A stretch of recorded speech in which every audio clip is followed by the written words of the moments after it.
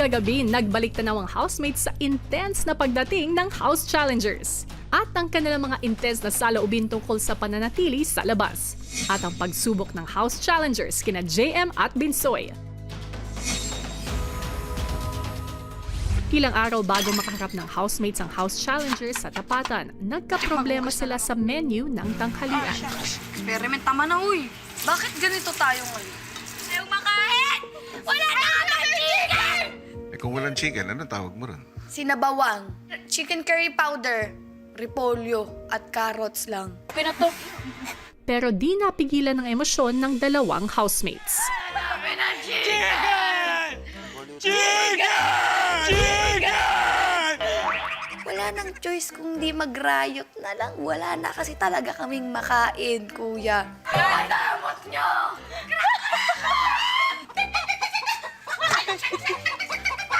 Kailangan na namin i-let out, kuya, kasi masakit na sa heart, kuya. Meron dapat talaga kaming chicken, pero wala. Ang sarap ng chicken! Ate Jazz, ang sarap!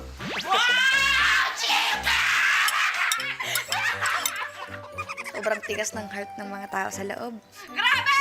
Sobrang sarap ng chicken curry na walang chicken! Ano ang chicken? Wala nang lasa!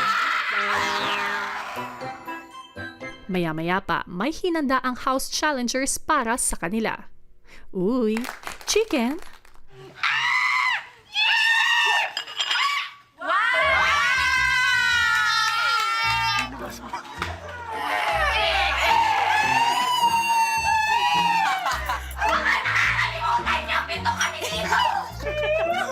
Kahit yung langgam lang yung kumain, kuya, okay na kasi... Ha! 7,000 ganito kalit? What? Crazy talaga. Bakal ng mukha nyo! Pinaghirapan namin yan! Hindi nyo ba alam? Sumakit yung dibdib ko, makuha lang yan! Kahit aso, hindi mabubusog dun. Your house challengers inside. Rinig namin, kuya. Tawang-tawa, kuya. Nakakabaliw wag walang ulam! Sarap mong ganunin nila lahat. Ang sarap ganunin! Yes! Chicken! Kargadong-kargado na pala ang ating mga housemates. Kaya pala gano'n na lang yung kulo ng dugo ninyo nung tapatan. So, Fiang, gaano kalaking role ba talaga yung chicken dun sa naging linggong yon at dun sa open forum na yon? Madam B, kasi wala talagang kalasa-lasa yung ulam namin. Ikaw wala, hindi labasa ng asin. Wala na kami asin! Sabay tingin kay Terry. Chicken curry siya na walang chicken at walang lasa. Yun. Yes. Patatas, cabbage, Yeah, yeah. cabbage, and then it's just the seasoning of chicken curry. Mahirap naman i-magic yun talaga. Pero, alam mo, ito si Binsoy, tawa ng tawa.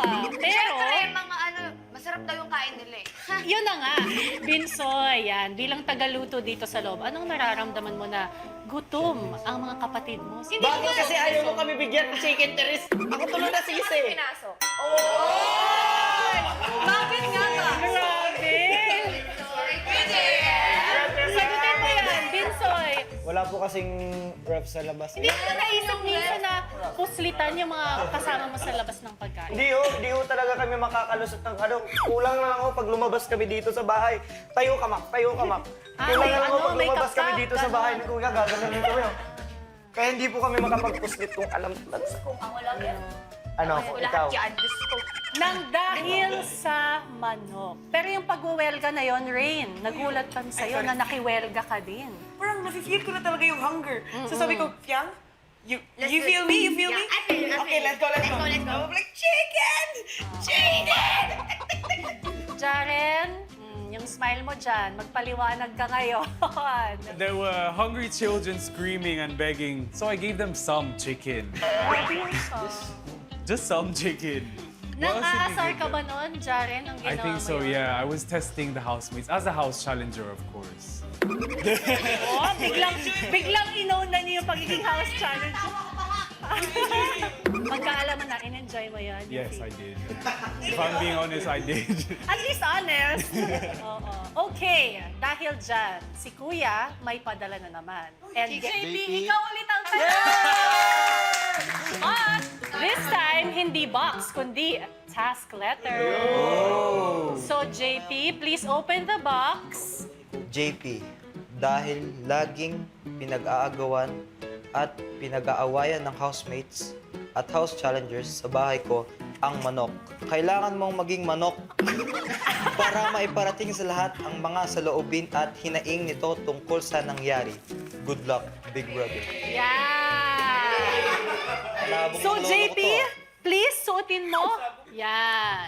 Oras na, housemates at house challengers, para marinig ang mensahe ng manok. Ito ka muna. Bakit niyo ba ako pinag-aawayan? Hindi naman ako si Piolo Pascual, ah. Tsaka, nakakain naman kay Sony, di ba? Yang, anong gusto mong tanungin sa manok? Kung papapili ka kung kanino mas sasama. Sa Ah! house challenger o sa house ganda. Siyempre, mas mahal ko yung housemate. Kasi hindi ako napunta sa housemate. Bakit hindi ka nalang bumaba sa ref at pumunta sa labas? Wala eh. Nana akong paa. Paano ba ako bababa sa ref? Sa pagdaan ng mga intense na pagsubok ng housemates na nakatira sa labas ng bahay, binigyan sila ni Kuya ng oras para ihanda ang mga hinaing nila laban sa house challengers. Pero pinaghanda rin ni Kuya ang house challengers para masubok ang panig ng housemates sa tapatan. Ang unang issue na tatalakayin tungkol sa pagkain. Nakwento nga nila Kuya Binsoy, tas ni Kuya JM sa akin, yung tungkol sa manok nga po. Ang laki na nga nung sa inyo, 20% na lang sa amin, ayaw niyo pa ibigay sa amin yung manok. Alam niyo naman na pinaghirapan namin yun last week. Nagbotohan kami. And majority sa amin, nag-decide na wag ilabas ang chicken. Doon ko po talaga pinakita, kuya, na kaya kong ipaglaban ang pangarap at ang spot namin, kuya. Lahat ng emosyon ko, nilabas ko. Di lang yun, basta manok. Alam mo yun, Jaren. Kasalanan ba namin na pinabalik kami dito? For what? Sa spot? No way! You can't have our spot! Proud naman din po ako sa sarili, kuya. At least hindi po ako naging duwag noon that time, kuya, kasi pinaglaban ko po yung spot ko po, kuya. I didn't feel the consideration sa hard work namin binigay for that chicken. I know it sounds shallow, chicken lang, but we worked hard for the chicken talaga. So I was very eager to let them know, kuya, na nasasaktan na kami sa ginagawa nila. Nung time na yun. I cheated you guys more than a housemate. I remember... Oh my God, bro. I remember first week, I said, I can't believe I'm telling a bunch of strangers my story that I haven't really told anyone. It wasn't really exactly about the spot. It was just about the values. Nagstay ako ng ganito pa rin para mabuild pa rin namin ang relationship and bonds namin na nagawa na namin dito sa bahay niyo, kuya. In the outside world din. Yun lang pinaglalaban ko, kuya. I was so passionate about everything that I said there. And it's just hard for us to accept kasi porket na-evict kayo. How do you see us now? Of course, in friendship, hindi nawawala eh. Pero, tandaan nyo, this is a game. Uunahin pa ba namin yung iba kaysa sarili namin? Eh, pumasok nga kami dito para sa sarili namin, hindi para sa iba. Just curious kung bakit ganyan kayo and ano ba ang gusto niyong patunayan? Wala naman kami kailangan patunayan sa inyo eh. Sa taong bayan, meron. Ang banda, dahil first evictee ka? Sino ka para magsabi na first evictee ako? Si Fiang. Pinipigilan ko din talaga yung dila akong tumabil, kuya eh. Kasi, alam mo na, konting pagkakamali lang, patay tayo dyan. Dahil ba inuuna namin yung sarili namin? Attitude na kami? Kami naman din inuuna din namin sarili namin, kaya namin pinaglalaban ang chicken. Hindi pa ako nagpapatalo nun, kuya. Kasi kahit ibang housemate ang nagsasalita, kuya, sasali talaga ako kasi pag na-realize ko na bakit parang mali yung sinasabi mo. Ano bang attitude sa pagkakaintindi mo? Are you using your brain right now, Teresita? At least, we're not play safe. Alam niyo, nasa dulo na tayo. Enough na sa bait-baitan? Uy! Paano effect? Sa tingin mo, play safe pa itong ginagawa namin? Di namin in-expect na ganyan nyo kami itrato. Nagtataka lang ako kung bakit nag-iba. For now, we're not your friend. And this time, I'm thinking of Jaren, Jazz, Therese, and Patrick. I fight for them. What if we just consider everybody? Kami, tsaka kayo. Gawin namin ang best namin para hindi nyo agawin ang spot namin. Gawin nyo din ang best nyo para agawin yung spot namin. Para same lang. Basta sa pagkain, bigyan nyo kami. That's our decision. Period. Ready, go. Basta kami hindi din namin ibibigay ang spot namin.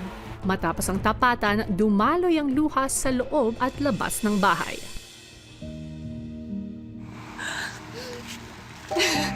Tagas sa puso yung kuya. Galing mo. Dito na ba naramdaman mo? Hindi to iyak dahil malungkot ako dahil galit ako. Kailangan pa rin natin mag-focus sa goal natin. Hirap makipagtalo sa makiti ng utak.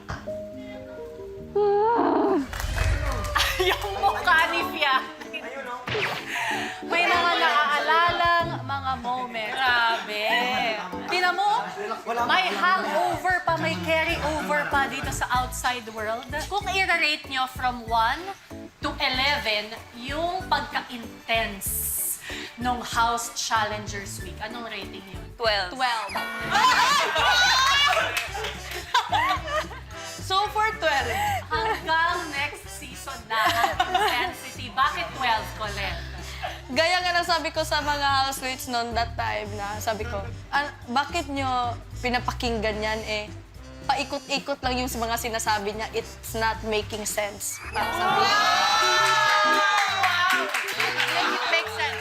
12 din si Therese. That time kasi po, iba na kasi usapan pag pagkain. And at the same time, Gusto ko yung character pa rin si Therese. At the same time kasi po, nandun sila sa labas, mainit and all. And it's not about making sense. It's about para malabas yung tunay na ugali nila. So what are you trying to do?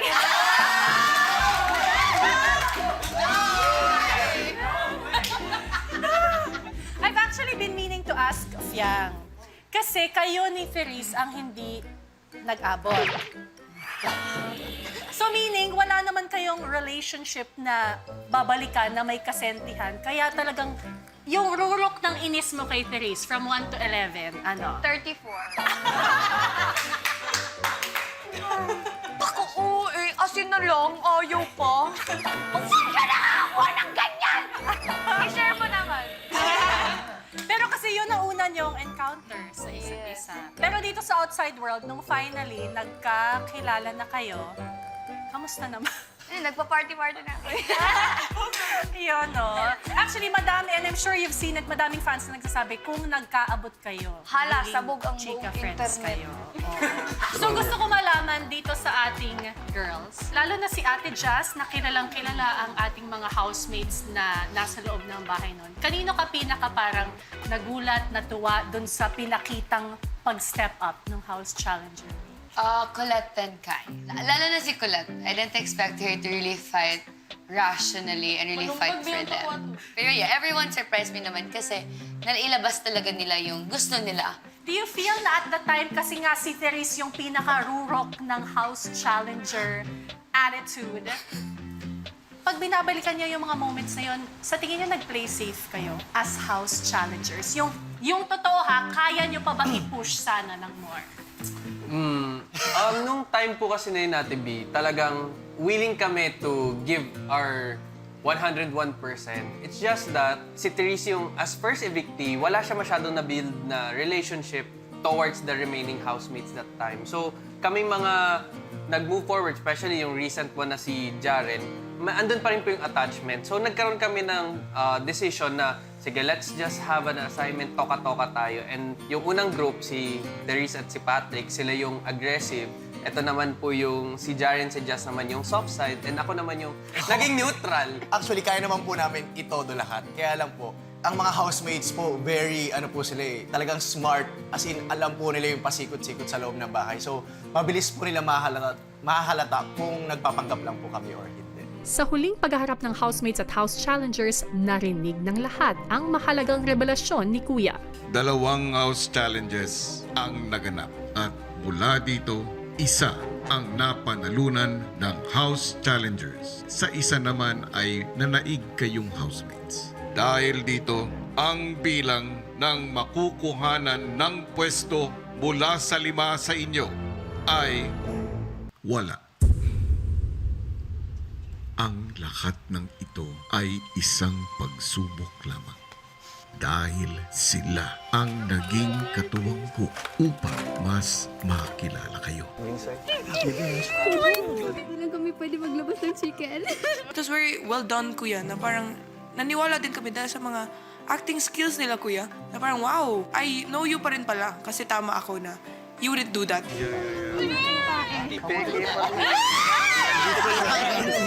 Challengers,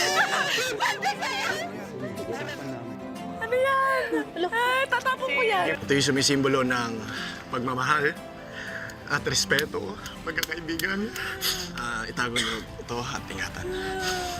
No matter how lala yung ginawa nila, kuya, no matter how lala, I will still stand by the fact that I knew them before they were house challengers.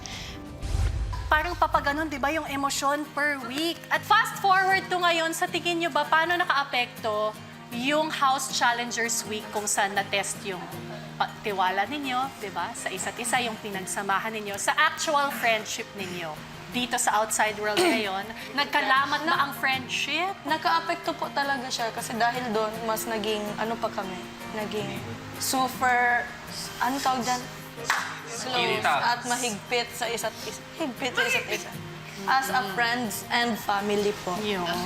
Totoo. At actually, yung mga hamon sa loob ng bahay ni Kuya, parang warm up pa lang yun dun sa mga hinaharap nyong hamon ngayon dito sa outside world. Ikaw naman, Kai, sa tingin nyo, sa lahat ng pinagdaanan nyo so far in the outside world, dito sa new chapter ng inyong mga buhay, ano yung pinaka-intense na challenge na napagtagumpayan ninyo as a group?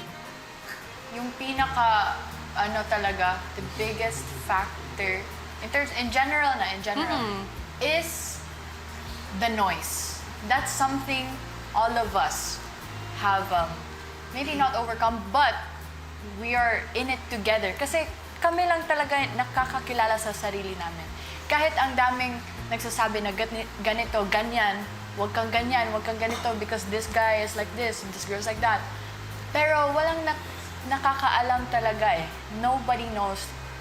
The viewers have a different perspective from our perspective as housemates because we knew each other in this house. At in the end of the day, kami naman yung nag-live dito sa bahay ni Kuya. Kaya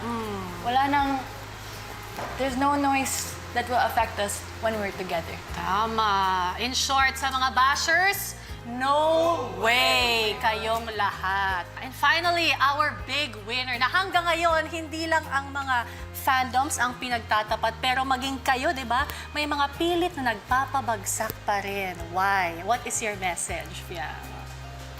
Go on. Okay. Bahala kayo. Hindi naman kami napapagod eh. Kayo nagsasayang ng oras. And 2025 na ate. Ano? Walang character development? Yeah, di ba? Character development, the word of the season. Lahat ng ating mga housemates, yan ang ipinapakita. Kaya guys, di ba? Spread love lang kayo. They are definitely here to stay, whether you like it or not. And kami, we like it. Kaya sila ay tunay talaga ang Pinoy Big Brother Gen 11. Big Forever! Abangan bukas! Magandang araw. Who was that? Was that me? Wala, ayos. Tinutulak ko yung mga basher, ikaw. Pinupunasan ko yung mga bunganga nila.